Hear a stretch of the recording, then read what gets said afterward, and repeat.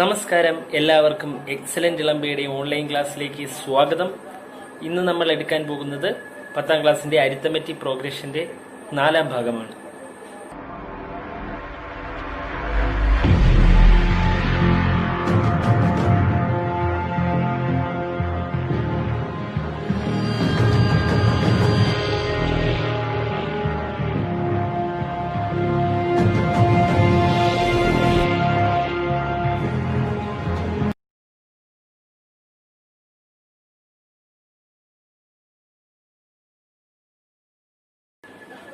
നമുക്ക് അടുത്തൊരു കണക്കിലേക്ക് പോവാം.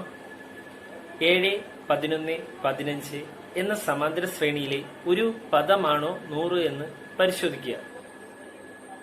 ഇത് നമുക്ക് എങ്ങനെ കണ്ടുപിടിക്കാം? ഒരു സമാന്തര ശ്രേണിയിലെ ഏതൊരു പദത്തെയും പൊതുവ്യത്യാസം കൊണ്ട് ഹരിച്ചാൽ കിട്ടുന്ന ശിഷ്ടം തുല്യമായിരിക്കും. അപ്പോൾ ഇവിടെ നമ്മൾ എങ്ങനെ എഴുതാം? ആദ്യത്തെ ടേം തന്നെ നമുക്ക് എടുക്കാം. ഇവിടെ ഒന്നാം പദം 7 ആണ്, പൊതുവ്യത്യാസം 4 ആണ്. 11 നിന്നും 7 കുറച്ചപ്പോൾ നമുക്ക് 4 കിട്ടി. അതുകൊണ്ട് തന്നെ ഇതിലെ ഓരോ പദത്തെയും നമ്മൾ പൊതുവ്യത്യാസം കൊണ്ട് ഹരിക്കുന്നു. 7നെ 4 കൊണ്ട് ഹരിക്കുമ്പോൾ നമുക്ക് ശിഷ്ടം 3 ലഭിക്കുന്നു. 11നെ 4 കൊണ്ട് ഹരിച്ചാലും ശിഷ്ടം 3 ആണ് ലഭിക്കുന്നത്. 15നെ 4 കൊണ്ട് ഹരിച്ചാലും ശിഷ്ടം 3 ആണ് ലഭിക്കുന്നത്. നമ്മുടെ ചോദ്യം എന്ന് വെച്ചാൽ 7, 11, 15 ഇങ്ങനെ തുടർന്നു പോകുന്ന ഈ സമാന്തര ശ്രേണിയിൽ 100 എന്നത് പദമായി വരുമോ? 100 ഈ ശ്രേണിയിലെ ഒരു പദമായി വരണം എങ്കിൽ 100നെ നമ്മൾ 4 കൊണ്ട് ഹരിക്കുമ്പോഴും ശിഷ്ടം എത്രയായിരിക്കണം? 3 ആയിരിക്കണം. നമുക്ക് നോക്കാം. 100നെ നമ്മൾ 4 കൊണ്ട് ഹരിക്കുന്നു. 100 4 കൊണ്ട് ഹരിച്ചാൽ പൂർണ്ണമായും പോകുന്നൊരു സംഖ്യയാണ്. ശിഷ്ടം 0 നമുക്കിവിടെ കിട്ടുന്നത്. അതുകൊണ്ട് തന്നെ നമുക്ക് എന്ത് പറയാം? 100 എന്നത് 7, 11, 15 എന്ന് തുടർന്നു പോകുന്ന ഈ സമാന്തര ശ്രേണിയിലെ പദം അല്ല.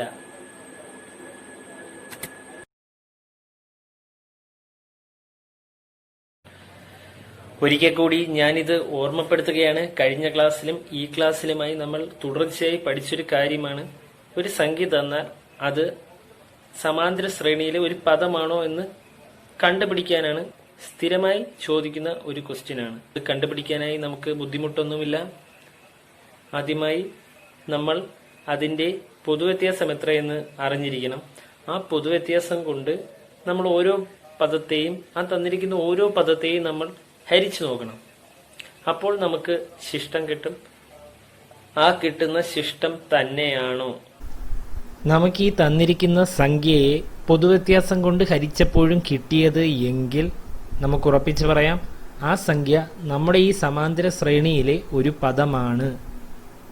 അടുത്ത ക്വസ്റ്റ്യൻ എന്ന് പറയുന്നത്, ഒരു സമാന്തര ശ്രേണിയുടെ ആദ്യത്തെ 9 പദങ്ങളുടെ തുക 90 ആയാൽ 5ാം പദം എത്രയാണ്? തുക 90ഉം പദങ്ങളുടെ എണ്ണം 9ഉമായ 3 സമാന്തര ശ്രേണികൾ എഴുതുക. ഇവിടെ നമ്മൾ അറിഞ്ഞിരിക്കേണ്ട ഒരു കാര്യമുണ്ട്.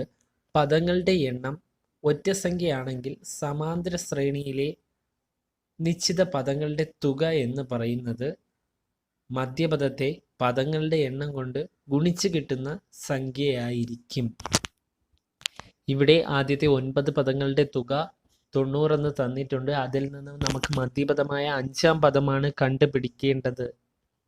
ആയതിനാൽ തന്നെ നമുക്കിവിടെ 9 × 5ാം പദം സമം 90 എന്ന് നമുക്ക് എഴുതാം. 90 ഇവിടെ തുക, x5 എന്ന് പറയുന്നത് മധ്യപദം, 9 എന്ന് പറയുന്നത് പദങ്ങളുടെ എണ്ണം. അതിൽ നിന്ന് മധ്യപദം നമുക്ക് 90/9 10 എന്ന് കിട്ടുന്നു.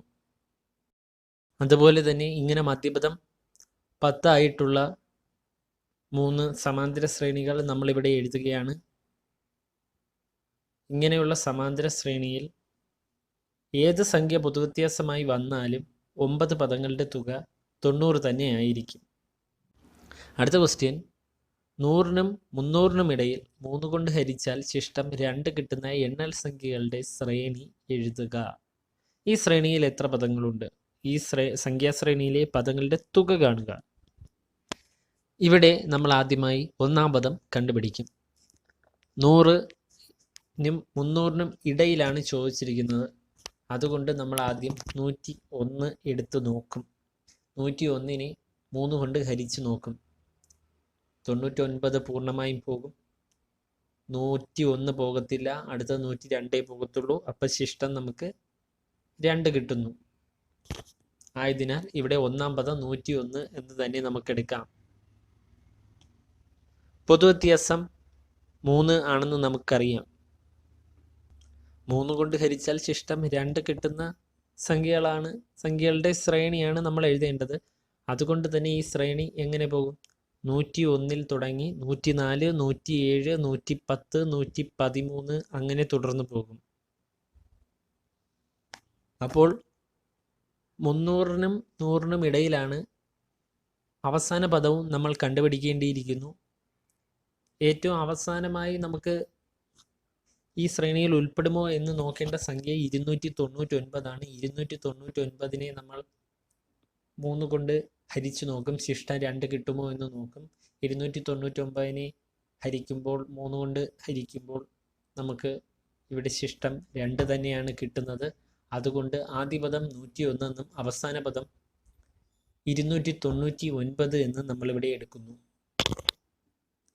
പദങ്ങളുടെ ഒരു ശ്രേണിയിലെ ആദ്യ പദവും അവസാന പദവും ഉണ്ടെങ്കിൽ അവയിലെ പദങ്ങളുടെ എണ്ണം കണ്ടുപിടിക്കാനുള്ള ഇക്വേഷൻ നമ്മൾ കഴിഞ്ഞ ക്ലാസ്സിൽ പഠിച്ചതാണ്.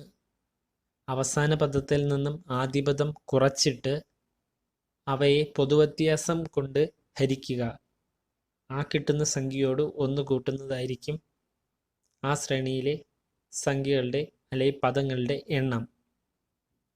ഇവിടെ നമുക്ക് അവസാന പദം 299, ആദ്യ പദം 101. അതുകൊണ്ട് 299 നിന്ന് 101 കുറയ്ക്കുന്നു.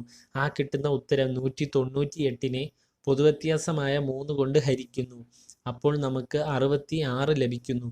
ആ 66നോട് 1 കൂട്ടുന്നു, 67. അപ്പോൾ നമുക്കിവിടെ നമ്പർ ഓഫ് ടേംസ് അല്ലെങ്കിൽ പദങ്ങളുടെ എണ്ണം എന്ന് പറയുന്നത് 67 ലഭിക്കുന്നു. ഇനി കണ്ടുപിടിക്കേണ്ടത് ആ 67 പദങ്ങളുടെ തുകയാണ്. അത് കണ്ടുപിടിക്കാനായി നമ്മളിവിടെ ഇക്വേഷനിൽ കൊടുക്കുന്നു.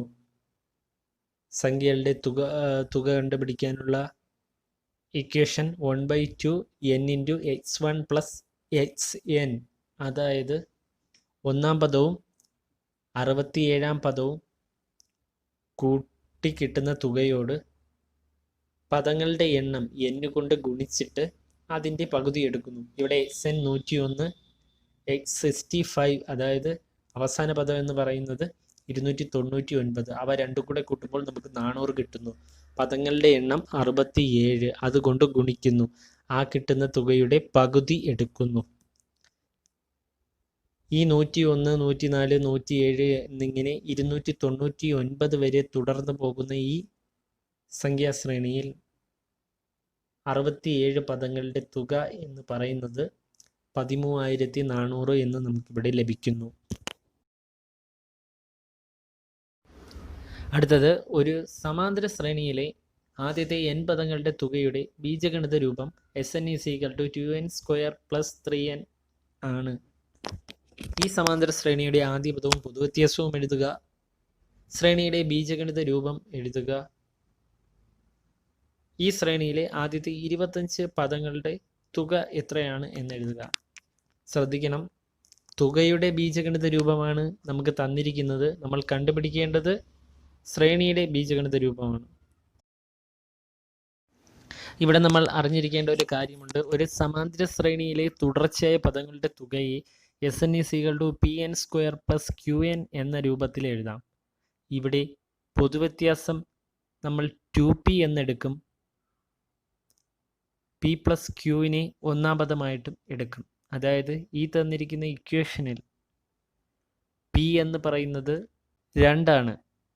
ആയതിനാൽ തന്നെ നമുക്കിവിടെ പൊതുവ്യത്യാസം 2p ആണ്. 2p, പിയിൽ പിക്ക് 2 കൊടുക്കുമ്പോൾ നമുക്ക് പൊതുവ്യത്യാസം 4 എന്ന് ലഭിക്കുന്നു. അടുത്ത ഒന്നാം പദം p + q ആണ്. ഇവിടെ p 2, q 3 ആണ്. അതുകൊണ്ട് തന്നെ p + q ഒന്നാം പദം നമുക്ക് 5 ലഭിക്കുന്നു. ഈ ശ്രേണിയുടെ ബീജഗണിത രൂപം എഴുതുക. ഒരു സമാന്തര ശ്രേണിയിലെ ആദ്യ പദവും കോമൺ ഡിഫറൻസും പൊതുവ്യത്യാസവും അറിയാമെങ്കിൽ ബീജഗണിത രൂപം നമുക്ക് എളുപ്പത്തിൽ എഴുതാൻ സാധിക്കും. എക്സ് എൻ ഈക്വൽ ടു പൊതുവ്യത്യാസം ഇൻറ്റു എൻ പ്ലസ് അതിൽ നിന്നും അതിൻ്റെ കൂടെ ആദ്യ പദത്തിൽ നിന്നും പൊതുവ്യത്യാസം കുറയ്ക്കുക. അതായത് x n is equal to 4n plus 5 minus 4 എന്ന് നമുക്കിവിടെ കിട്ടും. അതിന് x n is equal to 4n plus 1 എന്ന് നമുക്കിവിടെ എഴുതാം. ഇതാണ് ഈ സമാന്തര ശ്രേണിയുടെ ബീജഗണിത രൂപം. ഇനി ഇതിൻ്റെ 25 പദങ്ങളുടെ തുക കണ്ടുപിടിക്കുക. 25 പദങ്ങളുടെ തുക കണ്ടുപിടിക്കാൻ പാടൊന്നുമില്ല. തുകയുടെ ബീജഗണിത രൂപം ഓൾജിബ്രായിക് ഫോം നമുക്കിവിടെ തന്നിട്ടുണ്ട്. ആയതിനാൽ തന്നെ എന്നിന് 25 ഇട്ട് കൊടുത്താൽ മതി. 2 ഇൻറ്റു 25ൻ്റെ സ്ക്വയർ പ്ലസ് ക്യൂ എന്ന് പറയുന്നത് 3 ആണ്. 3 ഇൻറ്റു 25, അതായത് 2 ഇൻറ്റു 625 പ്ലസ് 3 ഇൻറ്റു 25 1250 പ്ലസ് 75. 25 പദങ്ങളുടെ തുക നമുക്കിവിടെ 1325 എന്ന് ലഭിക്കുന്നു.